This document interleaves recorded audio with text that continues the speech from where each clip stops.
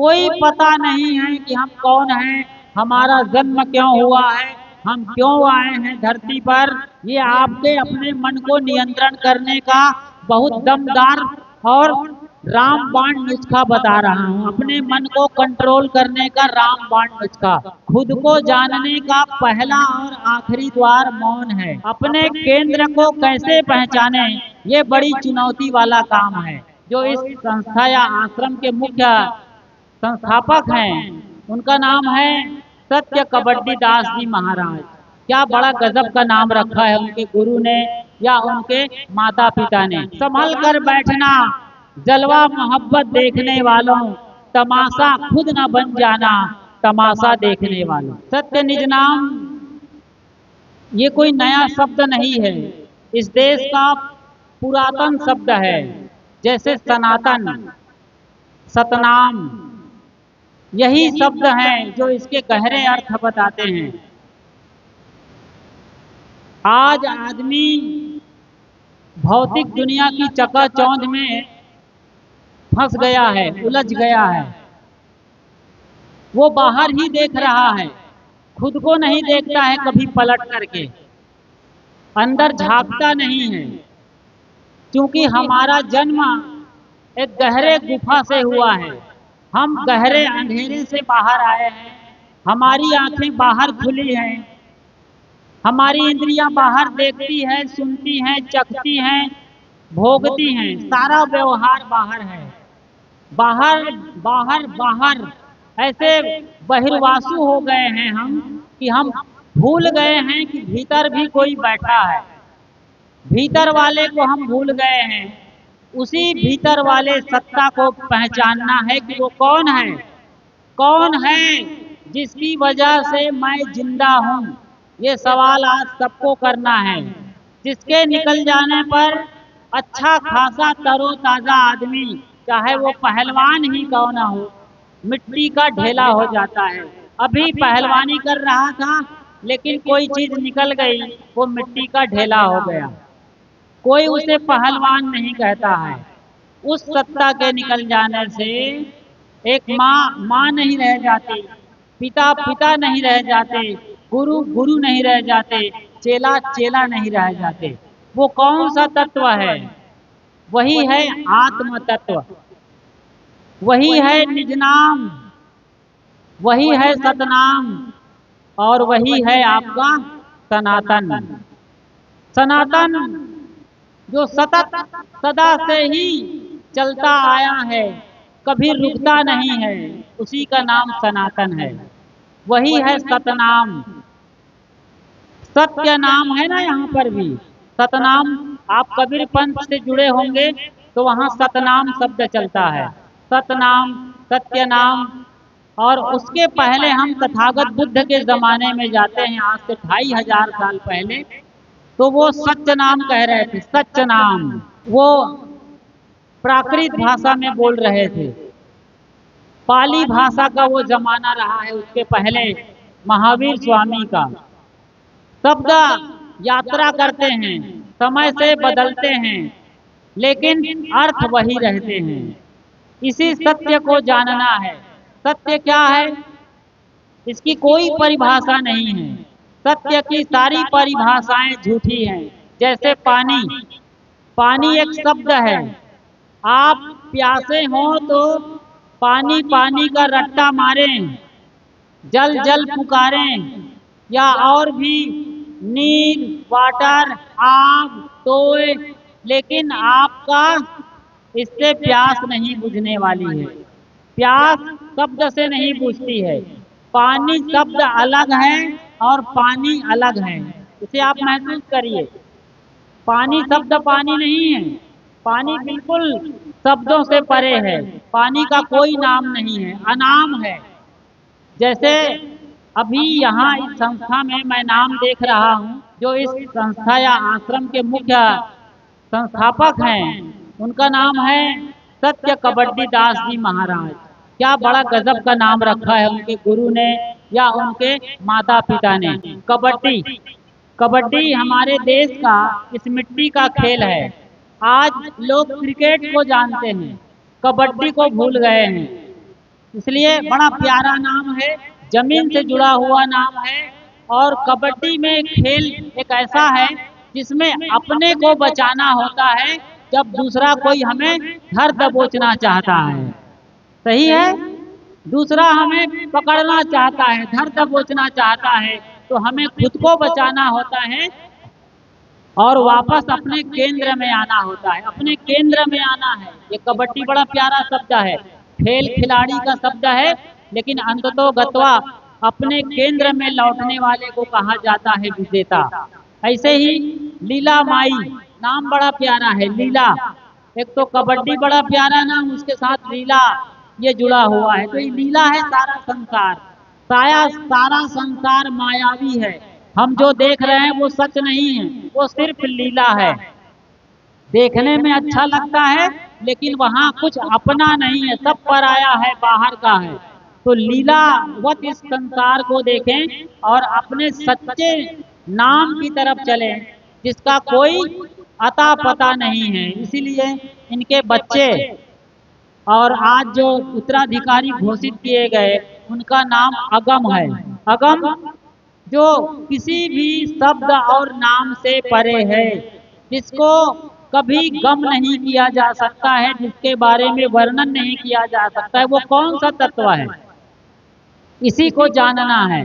सत्य नाम का झंडा लहरा देने से बहुत बड़ी क्रांति नहीं होती है।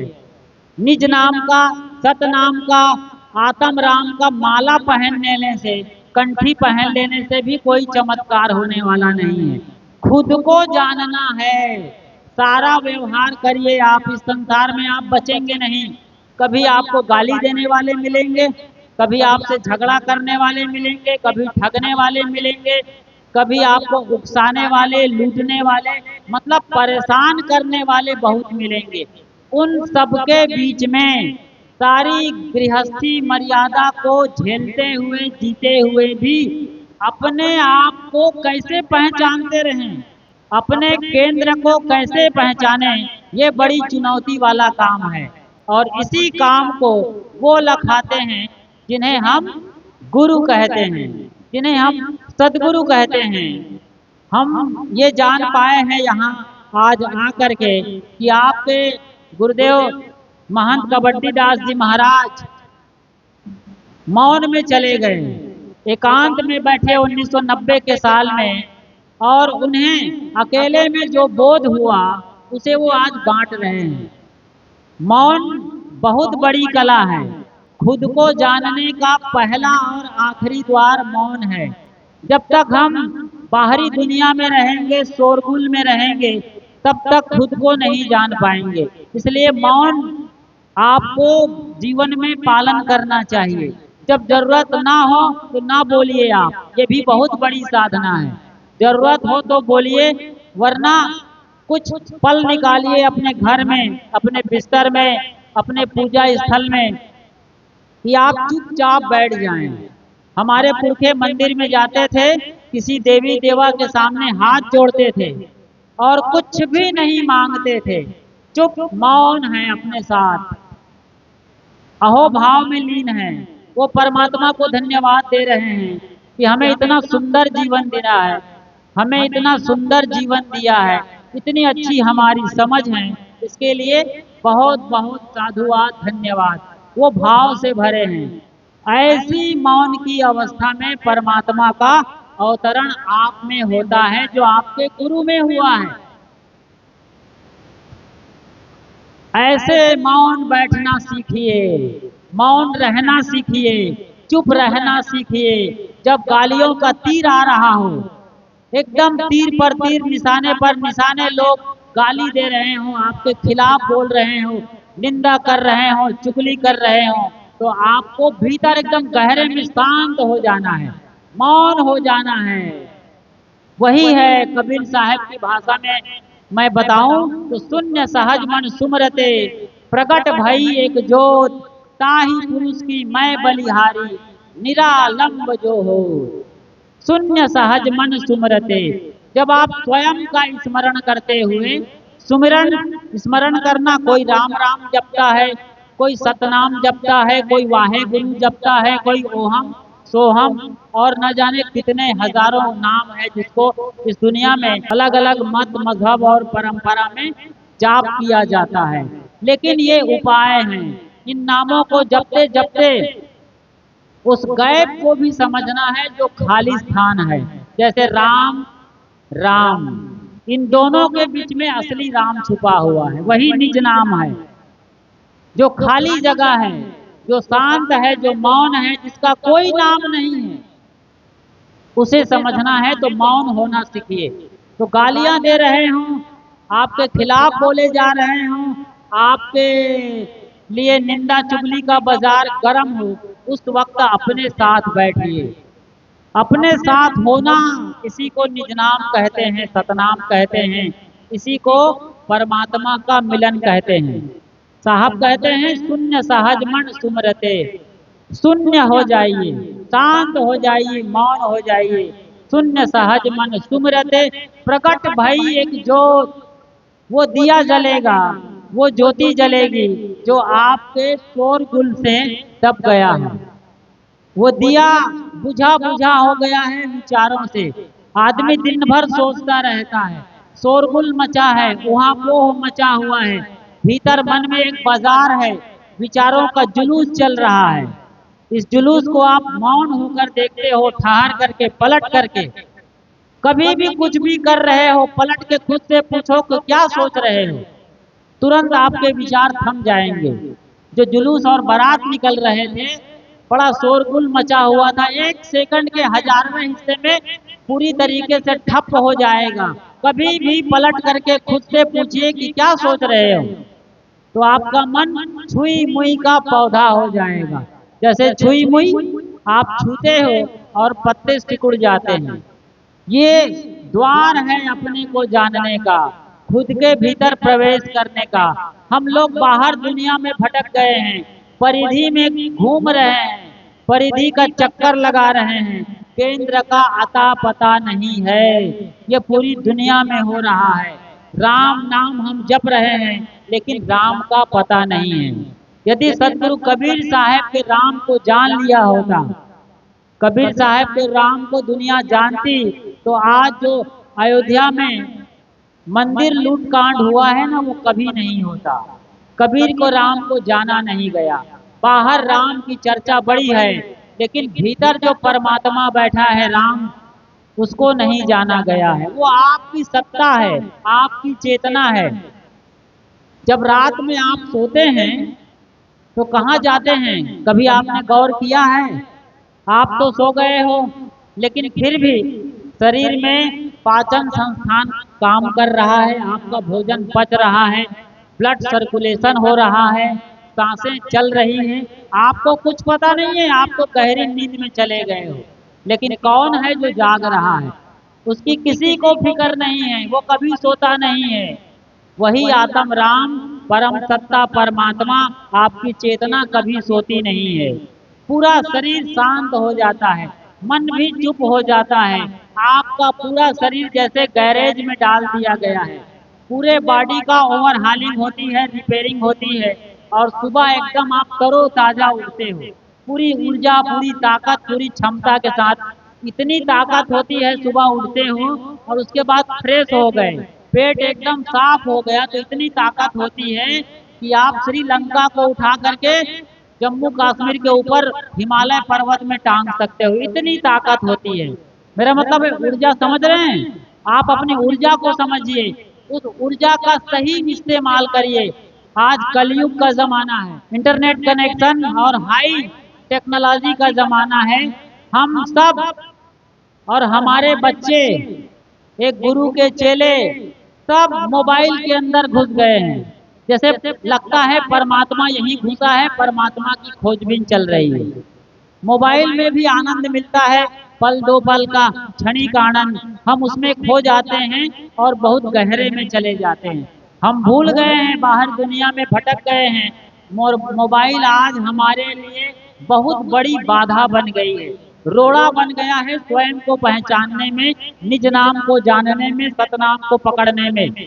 सत्य भूल गया है, हम असत्य और झूठी दुनिया में भटक गए हैं, वर्चुअल लाइफ में चले गए हैं आभासी दुनिया में हम घुस गए, ऐसे हैं कि जैसे फंस गए हैं।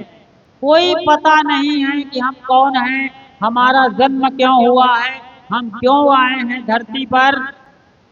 और इसी मोबाइल, इसी दुनिया की चकाचौंध के नाम पर आज युवा, जो 25 करोड़ की आबादी है हमारे देश में, 25 से 30 करोड़ युवा हैं। जितना पाकिस्तान की आबादी है उससे ज्यादा आबादी हमारे देश में केवल युवाओं की है। और युवा शराब में, नशे पत्ती में, फिल्मों में, मारधाड़ में, चोरी में, बदमाशी में, और जो दुनिया का सबसे गंदा काम है उसमें भटक गया है। अभी कुछ दिन पहले घटना आई थी, एक बच्ची जो 13 साल की थी, उनके साथ 13 साल की बच्ची के साथ 30 लोगों ने दरिंदगी की। सोचो ये क्यों हो रहा है। हम मोटे तौर पर दशरथ नंदन श्री राम को भी नहीं जान रहे हैं, अपने आत्म राम को क्या जानेंगे, जो निज नाम को कहाँ समझ पाएंगे। जो मोटा मोटा सतनाम है, राम नाम है, जो पहला राम है कौन, एक राम दशरथ का बेटा, दूजा राम है घट घट लेटा, तीजा राम का सकल पसारा, और चौथा राम सबसे न्यारा। वही निज नाम है जो सबसे न्यारा है। हम पहले राम को नहीं जान रहे हैं, इसलिए ऐसी घटनाएं और दुर्घटनाएं हो रही हैं हमारे देश में।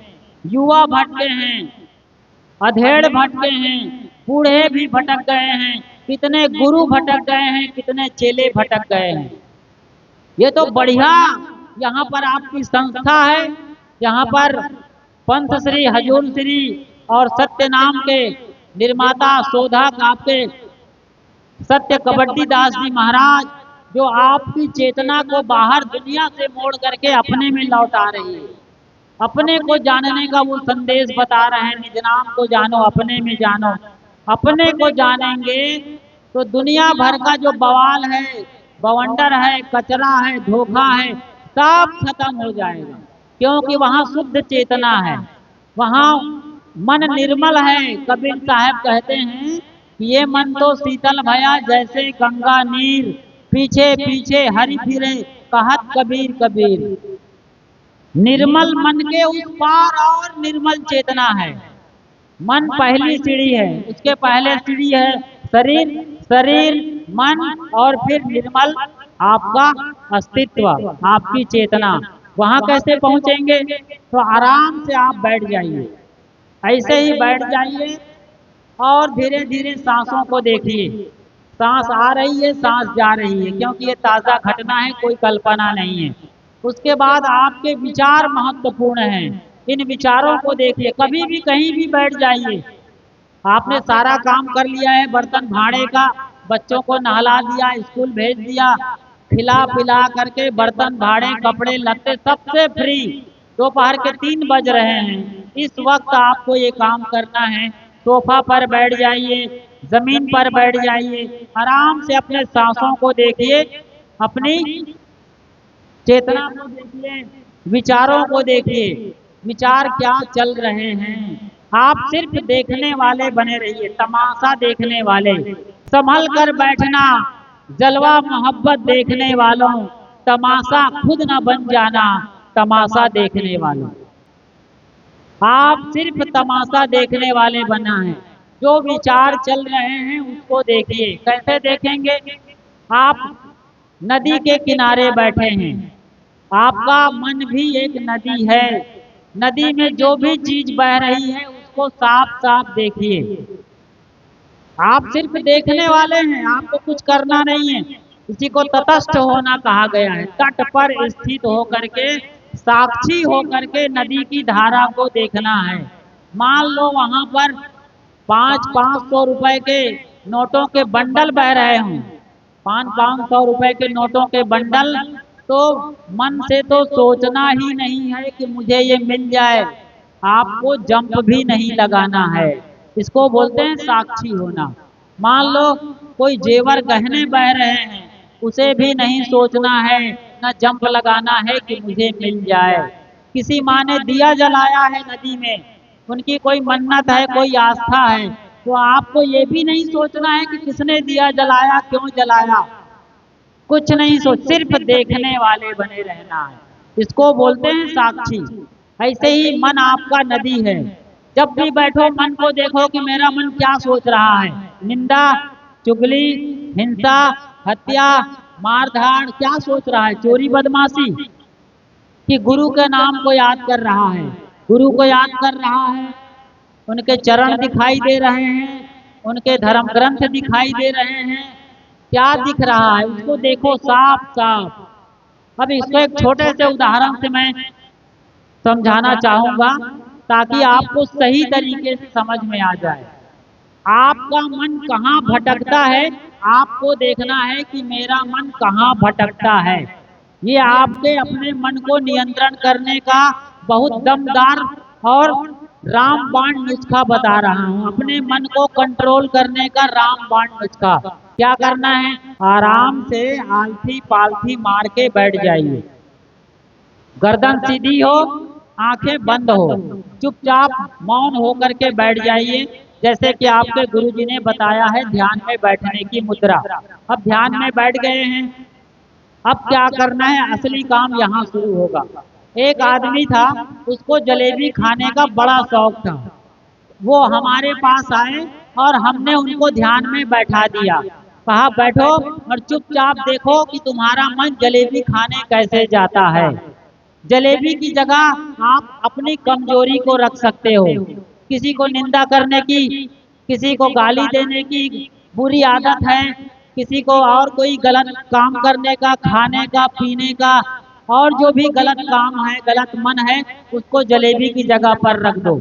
क्योंकि जब भी चुप बैठोगे वही मन हरकत करेगा। चलो ना सिनेमा चलते हैं, चलो ना बाजार चलते हैं, चलो ना चोरी करते हैं, ये मन में होता है। जलेबी की जगह आप अपनी बुरी आदत को रख दीजिए। उस आदमी को मैंने कहा देखो बेटा अपने मन को ठीक से देखो। कहा गुरुजी मन को देख रहा हूँ।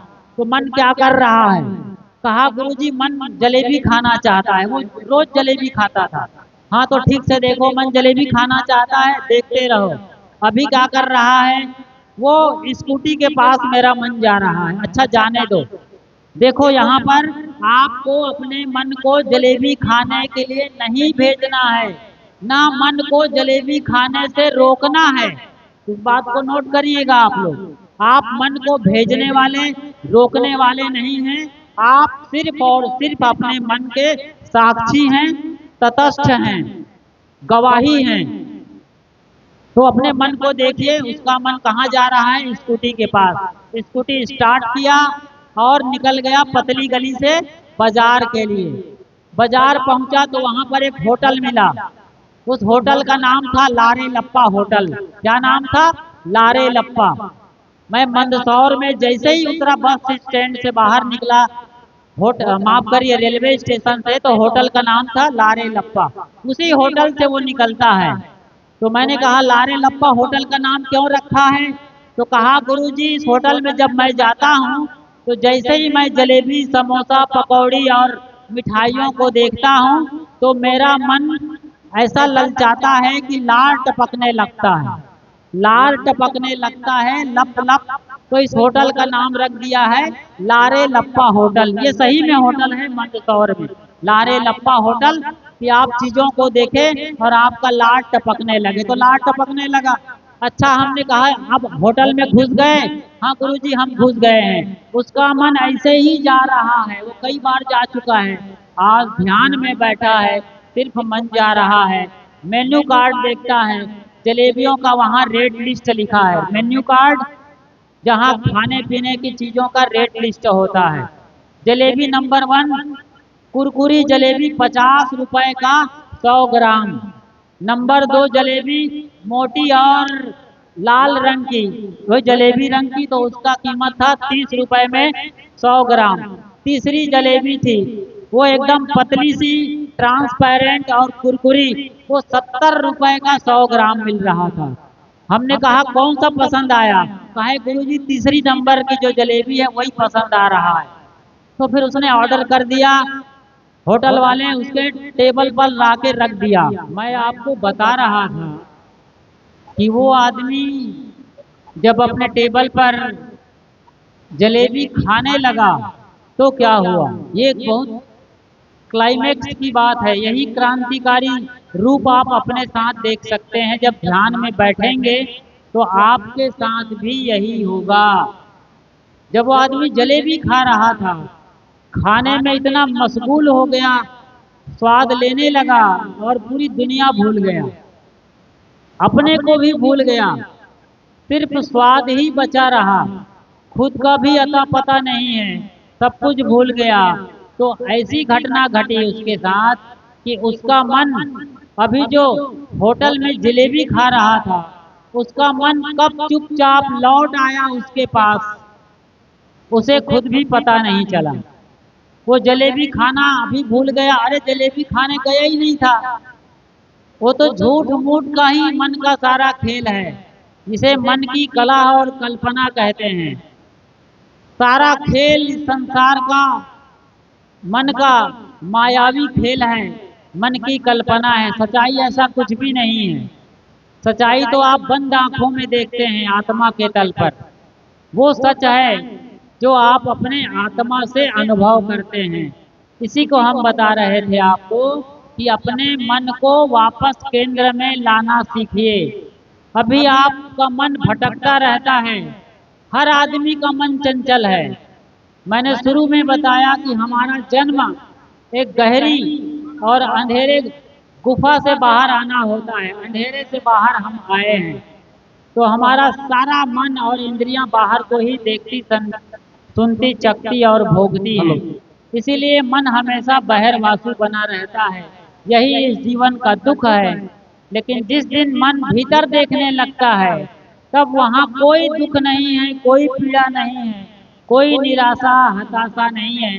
वहाँ अपने ही से मुलाकात होता है।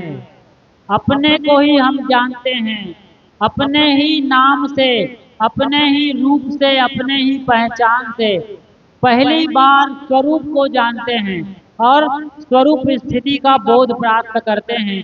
इसी को आत्म साक्षात्कार कहते हैं। जब हमारी चेतना स्वयं में लौटती है,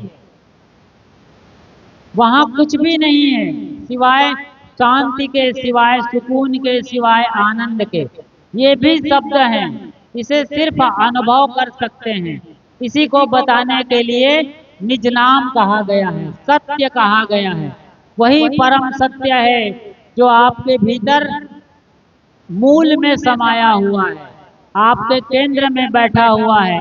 उस परम सत्य को जानकर, उस परम सत्य का अनुभव कर, उसे ही आत्म साक्षात्कार कहते हैं, स्वरूप स्थिति कहते हैं, निर्वाण कहते हैं, कैवल्य कहते हैं। कैवल्य मतलब सिर्फ अकेले आप अपने साथ हैं।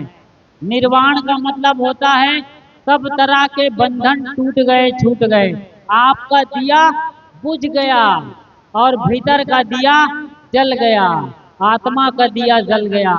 वो महान प्रकाश जिसके लिए मैंने कहा था, शून्य सहज मन सुमरते, प्रकट भई एक जोत, ताहि पुरुष की मैं बलिहारी, निरालंब जो हो। वो निरालंब चेतना, अवलंब रहित, आधार रहित परम दिव्यता जाग जाती है और आप अपने साथ होते हैं। फिर ये दुनिया एक अलग रंग और रूप में दिखती है। आप सबके लिए प्रेम बरसाते हैं, सबके लिए सद्भाव बरसेगा, प्रेम बरसेगा, सबका भला चाहेंगे। वही होगा जो अभी आपके सदगुरु कबड्डी साहब के चेतना से झर रहा है और जिन्हें आपको पकड़ना चाहिए, जिन्हें आपको समझना चाहिए।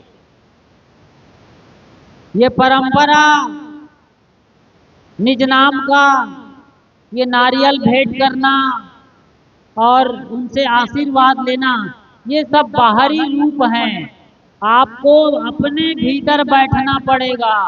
हर मत मजहब परंपरा में बाहर में कुछ ना कुछ होता है कर्म कांड के रूप में, लेकिन कर्म और कांड इन दोनों से परे जो कर्म करने वाला है, उस चेतना को आपको समझना होगा। मैं अधिक और कुछ न कहते हुए यहीं पर अपनी वाणी को विराम देता हूं और आपके यहाँ आने का सौभाग्य हुआ।